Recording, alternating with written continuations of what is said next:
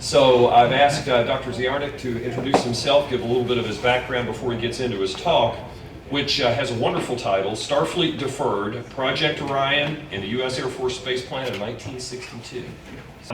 My name is Brent Ziarnick. I'm a reserve major, but I get to wear my uniform today, so I get to do that because I'm talking about one of my favorite subjects, the early Air Force space program. So yeah, it's called Starfleet Deferred, Project Orion in the 1962 Air Force Space Program. That was entirely a sales gimmick, but it got me up here, so this is good stuff. I'm a space operations officer, so I know a little bit about this stuff, but you all outclass me as far as science and technology understanding, so I'm going to try to be an amateur military historian. Next slide, please. Standard disclaimer, I might very well go off the reservation when I'm talking. If that happens, I am not speaking for the Air Force. The history is pretty solid as near as I can tell, but any opinions are my own. Thanks. Next. All right, just Project Orion in brief. Nuclear pulse propulsion, big spacecraft being propelled into orbit and around in space using nuclear explosions. It was originally funded by ARPA, went from 58 to 65. George Dyson's book, I highly recommend it. I really wish I could have added to it or changed it, but his book is still the best in the business. Next slide. So I hate to say it, but the story really doesn't change. Orion really didn't fly. When I was looking through the classified documents, I didn't find the deck plans to Ascension, which is sort of unfortunate for the the sci-fi channel deal next month. But what I do hope to say or explain a little bit is offer some lessons for today's interstellar folks like yourself when you're trying to sell big space programs to the Air Force. Next slide. All right, let's start in the very beginning. Project Orion was managed by the Air Force Special Weapons Center at Kirtland Air Force Base, New Mexico. And everyone has heard about the engineering side. But there was another lesser known side of the program called space warfare analysis, which was meant to figure out what the military would do with this gigantic spacecraft. And whereas the engineering side had, titans of the physics and engineering fields, the space warfare analysis team was 3 guys, 2 captains and a lieutenant, Don Mixon, Fred Gorshboth, and Ron Prater. Very smart, PhDs, all of them in nuclear engineering, but not quite the stature. They got together and they started working on the ideas behind how we would use Orion. Next slide. And they came up with what they called the U.S. Space Force. Mixon came up with it in '58, using these giant vehicles to take SAX bombs from the B-47s and put them into space where the Soviets really couldn't touch them. That's about as far as he got until a Naval Academy graduate, but an Air Force officer, Fred Gorshboth, got a hold of it and said, you know what? If we have these heavy platforms in space, we can also use these to defend against Soviet ballistic missiles in flight. And oh, by the way, if we have enough of these ships in orbit and good enough intel, which we can also get from orbit, we can start hitting, if we go to war, we can start hitting Soviet military targets rather than cities. And they came up with the Space Navy of what they wanted to have about 50 Orion spacecraft of varying tonnages. This orbital battleship picture is about on the order of about 10,000 tons. Some are in LEO, low altitude force, really there as a picket line, reconnaissance, missile defense. Then you've got the medium altitude force out at GEO, which is more over, defense of the fleet. And then you have the Deep Space Force, the big spacecraft, ready to roll in and make Russia have sort of a bad day in case they ever needed it. So really the military utility of Orion, as they saw it, was to deter nuclear war by being invulnerable. You will not be able to first strike this fleet. Defend the United States from any ICBM attack, and really focus on the military of the Soviet Union rather than the population. Counterforce versus countervalue in military terms. Next slide. So what do? You have this really cool idea. You want to sell it. You're just in a broom closet, and literally it was a broom closet at Kirtland these guys were in. How do you sell this stuff? Well, you go to the big boys in the Air Force. And back in the '60s, the big boys were Strategic Air Command. The bomber guys, missile guys, they had all the nuclear weapons. So if you wanted, hey, we need another nuclear delivery vehicle, you take it to SAC. Mixon briefs Orion to SAC leadership in late 1960. And I wish I could find what exactly happened there, but he apparently did very well because within a couple of weeks he was on a plane off it to be on SAC staff rather than the engineering command out at Kirtland. So good on him. Next slide. And then Nixon isn't there long before he convinces the SAC commander, General Tom Power, that an orbital battleship is a really good idea. But as with any major military acquisition, you can't actually say what you want, so you have to make a little bit of confusing terminology. So General Power called it the Strategic Earth Orbital Base, and this was an operational requirement in early January of 1961. I've got a lot of words here. I wanted to let you all have the quotes that he actually has in this document, but we have General Power saying we need a long-term strategic Earth orbital capability virtually unrestricted by propulsion or payload limitations for military missions. And really, then SAC was sort of yelled at for not really embracing space as far as the ICBM, but really people like Power didn't want grapefruits in orbit, they wanted battleships in orbit, and they thought that Orion might be able to get there. Very interesting is that Orion itself was called out in this document. You could give him his base with anything, but he thought Orion would work, so he pushed Orion really hard. Unique in all of this is that this is the only operational requirement document coming out of SAC in this time frame that was signed by General Power, a 4-star himself. So SAC really bought this hard. So next slide. So now we have the technology, we have the idea, we have a 4-star pushing it. So now we get into the 1962 Air Force Space Program. Just a little bit of history behind it. The Air Force always believed that space would be their mission from almost the inception. But in 1958, NASA was created, and that really started scaring the military quite a bit.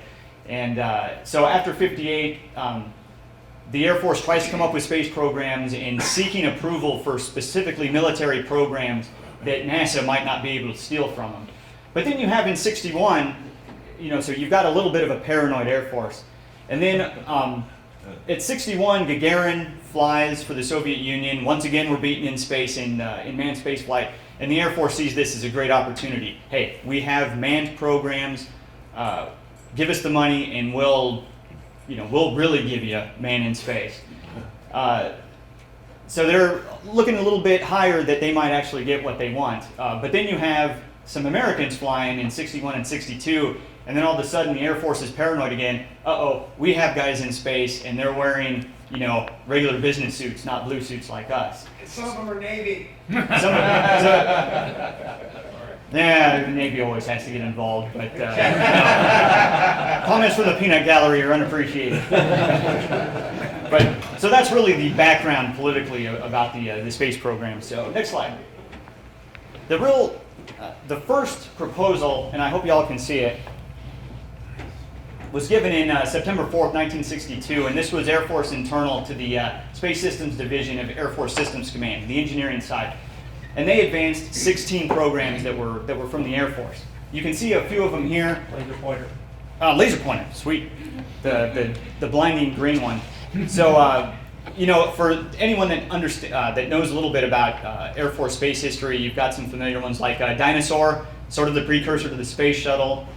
Blue Gemini, which is an Air Force version of the Gemini capsule. Then you have other stuff like the Air Force has always wanted, the aerospace plane, fly it like a bomber, fly it in space, land like a bomber. And then you have some other programs. And then really, so you've got the manned strategic stuff up here, and then you've got the launch vehicles, Orion, the nuclear thermal rocket, and the large solid booster, all coming together.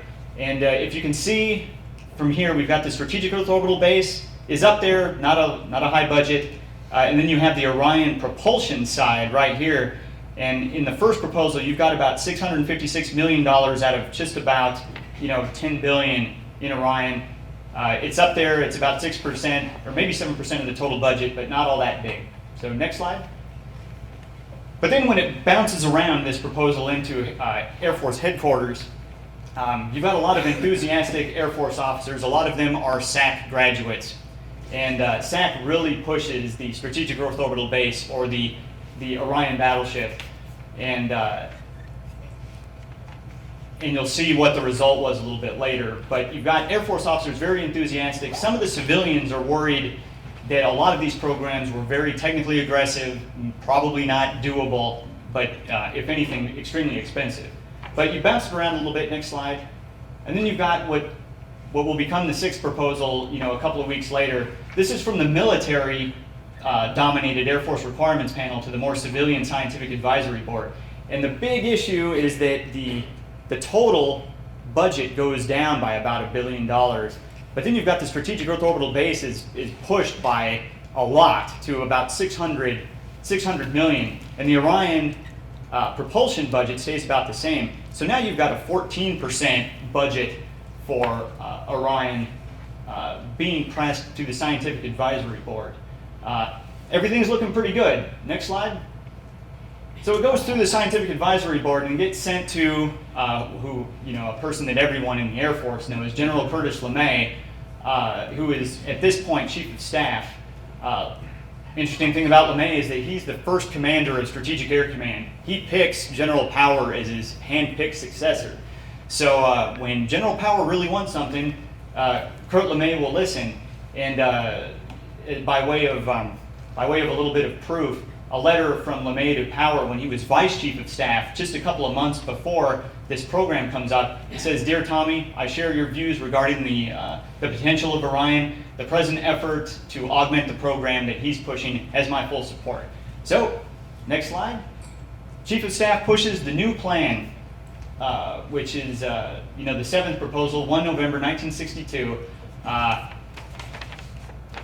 Strat base, the battleship gets about another $120 million, and it almost tied with the military orbital demonstration system for the top priority, the top funded priority for the Air Force Manned program, which is really a huge deal. And then again, the budget goes down a little bit. The nuclear thermal rockets cut a bit, the large solid boosters cut a bit. Orion stays the same. So you've got the battleship is pretty much the top manned strategic program. You've still got half of the money the Air Force wants to go to Orion propulsion development. And then you get a budget here that's about 20% of everything the Air Force wanted to spend would have been spent on the Orion program, which I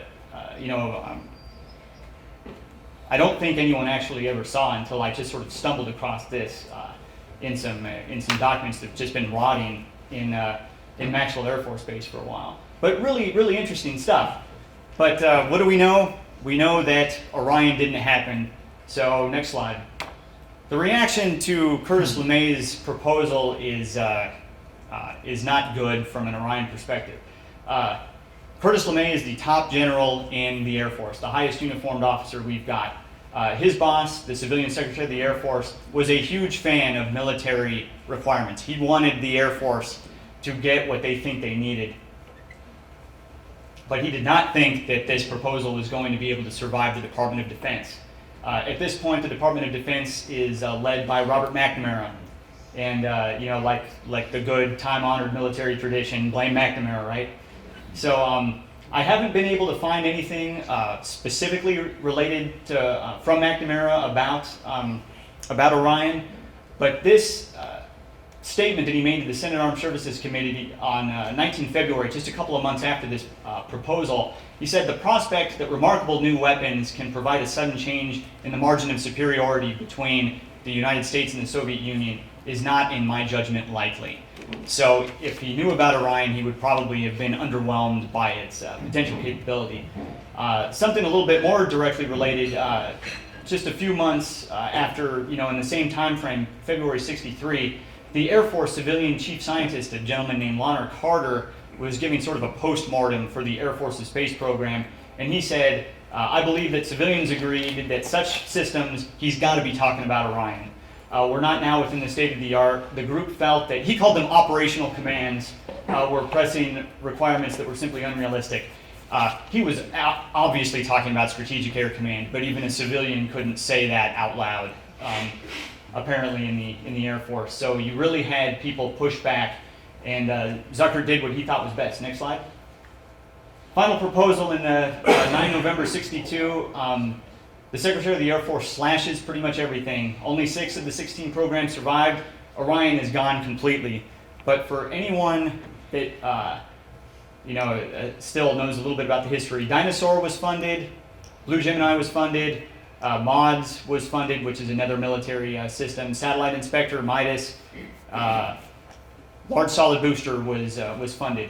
None of those programs would ever be fielded, save for Midas, which is a ballistic missile warning satellite system, which was the first sort of attempt at our missile warning satellites like DSP and SIVRs. So really, the high water mark of the Orion program was this Air Force space program, and it really didn't go anywhere. It fell on the deck. So next slide.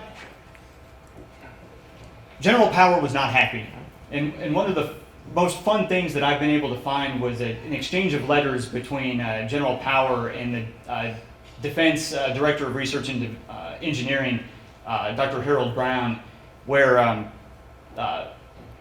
basically, I don't have it all here, but they both sort of very nicely say that each other is sort of stupid. But Power goes full on. The capability to launch and maneuver truly large payloads in space could provide the operational flexibility, which has always been the key to effective military posture. And he said unilateral Orion capability gained by either belligerent could be a decisive factor in achieving scientific, commercial, and military superiority. I understand you've recommended disapproval. I believe that the experiment should continue without delay. Really trying to push it. Dr. Brown was a little bit condescending, perhaps, that like the development program would be extremely high risk, and if we accept the possibility that even military operations may require these kind of heavy payloads, it's still far from clear that we need to develop this program now. And then he says, hey, very large chemical boosters are under development. That will probably take care of the situation. Dr. Brown was a smart guy, but of what I've heard, what I've read from him, he either dismissed a lot of the military concerns with space, or just didn't bother to understand the differences in of what the military was trying to do versus NASA. So I'm not entirely certain if he thought that a chemical booster could do the same thing as Orion or not. But effectively, this ended the Air Force space program of 1962.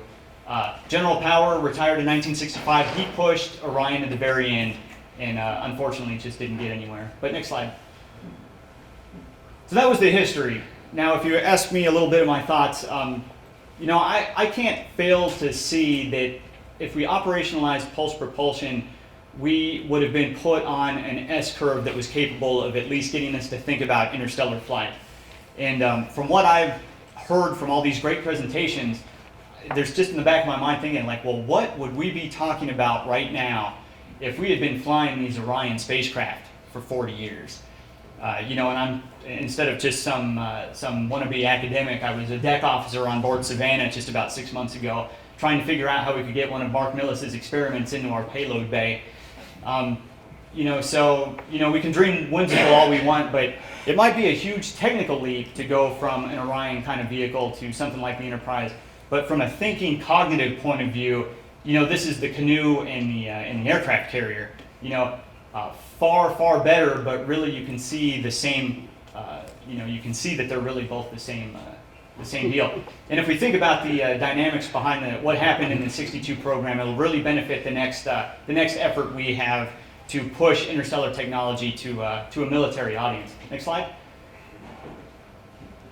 So some lessons that I would derive and I would recommend to you.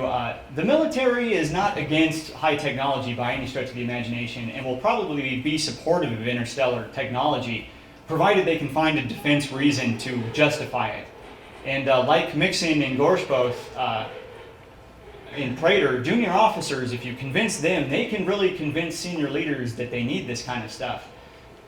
So that's one. Keep the military, the poor guys, in your thoughts a little bit. And then revolutionary versus evolutionary technology. People that are here to fight, that need to fly, fight, and win. If you can give them something better that's a huge leap in technology, they're like, hey, I'll buy it. You know, operational guys really like revolutionary technology because it allows revolutionary operations. But when you talk to other people that are more concerned about budget, you know, maybe efficiency rather than effectiveness, they're more interested in maybe evolutionary technology and think that revolutionary tech is expensive and not very useful. So really combine the two by trying to get the operational guys on your side, and then communicating very well that you know what you're talking about for the budget hawks. And the giggle factor on Orion was extremely high, I'm certain. So we just need to deal with that. And something that doesn't sound good, but I think we have to at least admit to, is that interstellar development, any technology, will probably be decided upon for concerns other than pure science, and that would be political, economics, international relations issues, defense issues.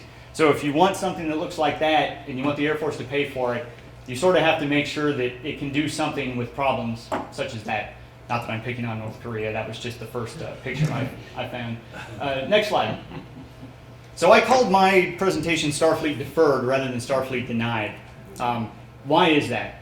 Well, if you're going to fight a nuclear war, and God forbid we have to, and you want to deter a nuclear war, Orion is still pretty much the best nuclear warfighting capability that has ever really been developed. So if we get into, God forbid, another hard, nuclear Cold War, Orion might need to come back. Something that would be a little bit more positive, but and a lot less politically worrisome, would be small NPP, nano-energetic pulse propulsion. A lot of work that's been going on really at Navy Research Lab people tend to think that maybe you can get explosives, conventional explosives, that could be 10 to 100 times the destructive, or the explosive power of TNT, and maybe even higher. And if you get to that kind of technology, you can start really using pulse propulsion without having to deal with the nuclear baggage. So even if we started getting this kind of nano-energetic materials, we might be able to start testing rather large-scale nuclear or pulse propulsion vehicles and jump to that S-curve without having to worry about nuclear pulse units. Plus, I just have to say that I got to meet Fred Gorshboth about a couple weeks ago, and I got to interview him pretty lengthy. And if the Air Force remembers Orion, and people like you remember Orion, is technology ever truly dead? So we'll see. Maybe we might need it in the next couple of years. But next slide. That's pretty much all I've got. But I hope that the history was at least somewhat interesting for you. I thought it was really interesting, and this only scratches the surface of some of the stuff that we have out there. But I can report back if y'all are interested. There's still a lot of stuff that needs to be declassified. But with that, I think you got time for a couple of questions. Absolutely.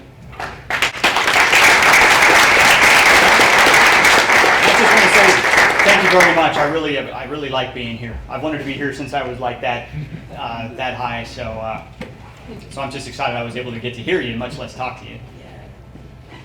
Okay, so given that the Orion pulse modules are a lot smaller than nuclear weapons, has any studies been done on what the EMP effects would have been, given what we know now about the rainbow bombs and that type of stuff?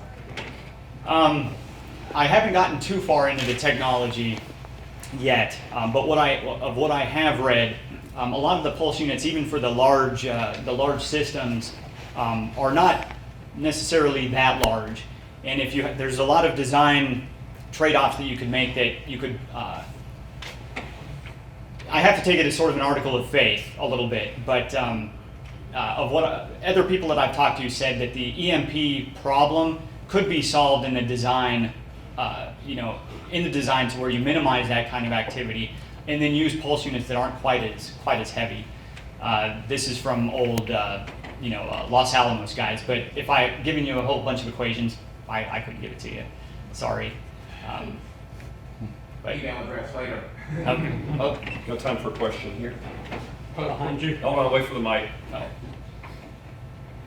One thing I was see if you could comment about the capability of this sort of vehicle, which you've been talking about near Earth space, with that same vehicle would be able to take you to missions out to Saturn, and the whole manned exploration of the solar system would have advanced very fast with that technology. Next slide.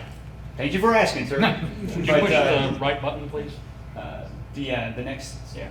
I was actually going to say, some people were asking about just how bad these were, but I'm not sure if you can see them, but the battleships that they were looking for at SAC would actually be sort of based off this advanced interplanetary ship design, which is over here. And if you go all the way to the right, and if you go down, let's see, the Earth's surface to the inner satellite of Saturn and return to 300 miles low Earth orbit, the advanced interplanetary ship could have gotten you a payload of 1,300 tons. So, and then it goes to Mars, it's 4,500 tons. Laser pointer, good call. Right there. So yes, the smaller ships could have taken you to Mars. The bigger ship could have gotten you to Saturn with a decent payload. And for the military, bigger is always better. So I'm sure if we didn't need one cruiser one day, it might have been pretty easy to just, hey, go out there for 6 months, come back, tell us what you see. So of course, then you got to get the minor problems with a system like this. To launch one of these from Earth would have taken a total yield, 800 bombs, a total yield of 9 megatons of explosive material. That's bad. That's bad. But not unheard of, And then again, once again, I'm not really a technical guy, so or at least I haven't learned about it too much. But with a whole bunch of small bombs, if we design them to be clean as possible, does a string of firecrackers ultimately give you a grenade? I don't know, but but we've it's someone else's problem to sell it. I'm just telling you all about the history. But does that answer your question, sir? Awesome. Very good. Thank you very much.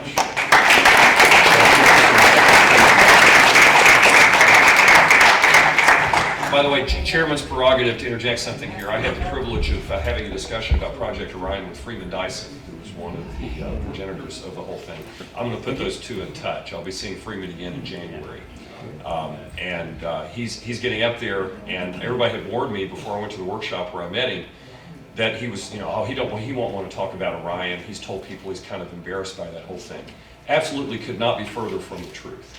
I got up the courage to ask him about it over lunch. He shed about 25 years and just got excited, and there was a glimmer in his eye, and he just went off and told some wonderful stories about how they, to do their non-nuclear testing on Orion, they had a Navy guy working with them who actually stole munitions from one of the bases. Unbelievable story. And I said, well, didn't that cause problems, like him, going to the military prison or something? And he said, no, back in those days they didn't keep track of it like they do today. Oh my gosh.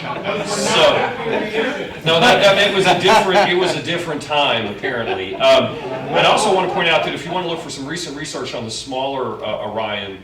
There was a fellow I worked with named Joe Bonametti, who's actually mentioned in the Dyson book, who did a lot of work at Marshall about 10 years ago on an updated version of this. Is the Dyson author of the book the son or grandson of? I'm not sure. I'm sure they're related, but George Dyson is his son. His son, yeah. And in that book, my friend Joe is referenced because Joe was kind of carrying the torch on that about 10 years ago. Some of you in the room know Joe. He's a little bit crazy, but that's okay. That was perfect for this. So I got a question back here before we break for the question. Just a quick comment. There were actually two Orions. There was the one that they worked on here, which was supposed to be a near-Earth type of thing, and then later on was when Freeman Dyson proposed the Interstellar version of it.